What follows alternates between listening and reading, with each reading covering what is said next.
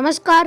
આજના સમાચારોમાં પંજાબની જાહેરાતથી ગુજરાતમાં સંદેશ, ગાંધીનગરમાં અંધાર આંદોલનો શરૂ, મનીષ સિસોદિયા ચૂંટણીમાં અને પીએમ મોદી ભાવનગર આવશે, રખડતા ઢોર માટે મોટો નિર્ણય.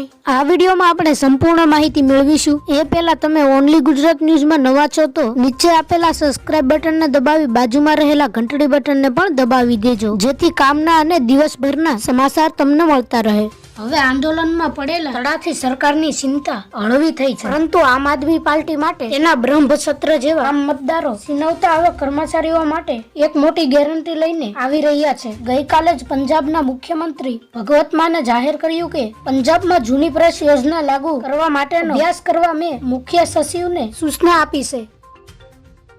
રાજ્યમાં ચૂંટણી પહેલા હાલ ગાંધીનગરમાં વિવિધ સંગઠનોના આંદોલન યથાવત છે.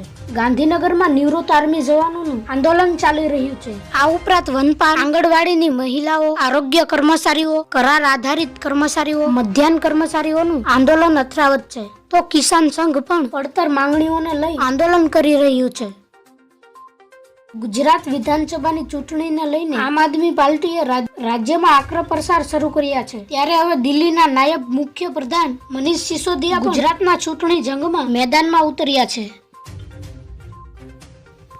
ભાવનગરમાં સમયાંતરે નેતાઓ આવતા રહે તો સફાઈ, રોડ રિપેરિંગના કામો તો સમયસર થાય તેવો સૂર નગરજનોમાંથી ઉઠી રહ્યો છે. વડાપ્રધાન નરેન્દ્ર મોદી આગામી સપ્તાહે ભાવનગર આવી રહ્યા છે, ત્યારે તેના કર્મચારીઓની તડામાર તૈયારીઓ ચાલી રહી છે.